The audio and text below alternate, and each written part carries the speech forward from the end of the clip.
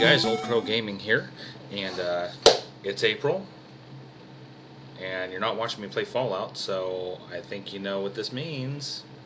It's been about a month. Sort of, kind of. Well, it's been about a month for an unboxing. So, I got my April box today from Video Games Monthly, and you might notice my voice is actually a little deeper today. I'm getting over being sick, so yeah, it takes me getting sick to sound a little more like I hit puberty. Anyway, that's fun. So let's see, without further ado, what we got in our box. So let's go ahead and, well, we've got our usual card here. We hope you enjoy your latest box. I'm pretty sure I will. And our goodies this month, some Super Mario Brothers themed stuff. It's like a little, I thought it was a bouncy ball at first until I actually picked it up. It's more like, kind of like a little ping pong ball or something. It's got Mario's happy face on there. Oh, this is actually pretty recent. This is 2015. So, it's a me. Yeah. When I get sick, I can't quite hit those high notes. Anyway, and then we've got a Yoshi and Babam apply with water tattoo. I think my son will get a kick out of this. And now for the games.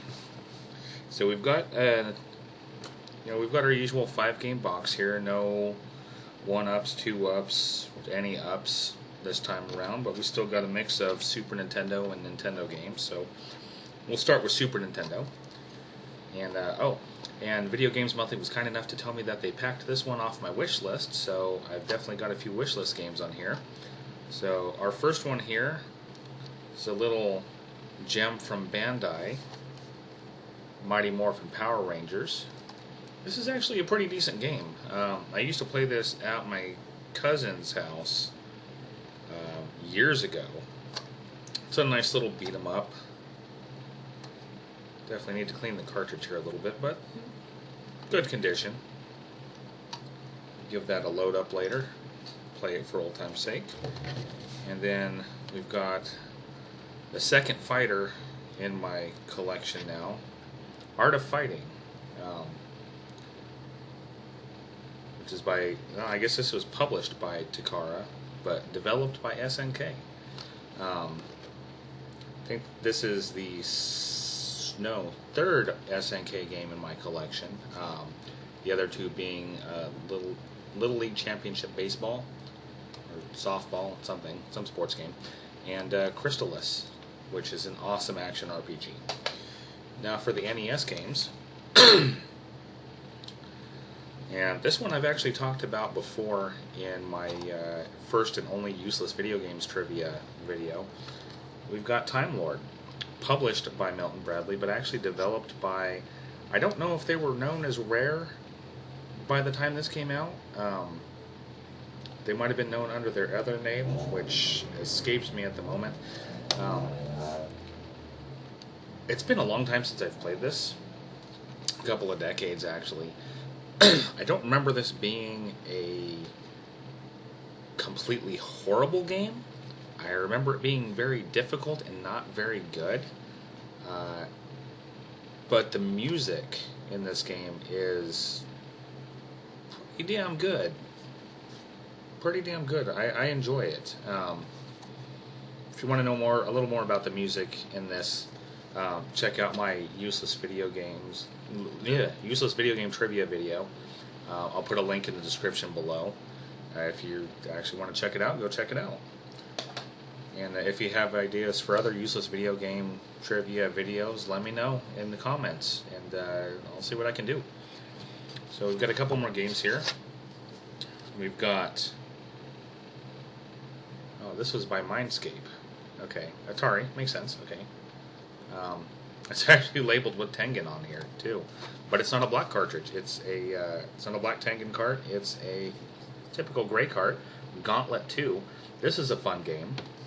If you're familiar with Gauntlet, it's a nice little top-down action adventure shooter, kind of. I don't know. All I know is that freaking yellow wizard keeps shooting the food. But no, this is a fun one. Very repetitive. Definitely gets a little tougher after a while, but very enjoyable. And I believe this can actually be 4 players. I believe this does work with the NES 4-score.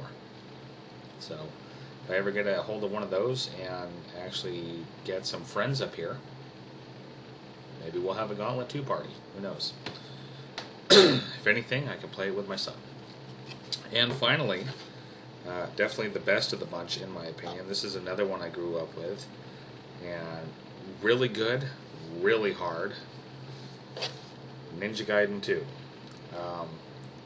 Not as hard as the first one, in my opinion. The first one is definitely ridiculous towards the end of the game. This is also not very easy either, but it is the only Ninja Gaiden game I've ever completed. After many months. But this is a great game. Great game. And this was long before the wonderful jiggle physics of the Dead or Alive games came into our lives. So that was my box this month, guys. I hope you enjoyed seeing what I got. And you know, I've said it before and I'll say it again. Video Games Monthly is a great service. I mean, I paid $40 a month for 5 games with a chance of anywhere from 1 to 5 extra games per month. I think that's a pretty damn good deal. So if you love retro games and you got the cash to spare, I definitely recommend signing up for these guys. They're awesome. Their customer service is phenomenal.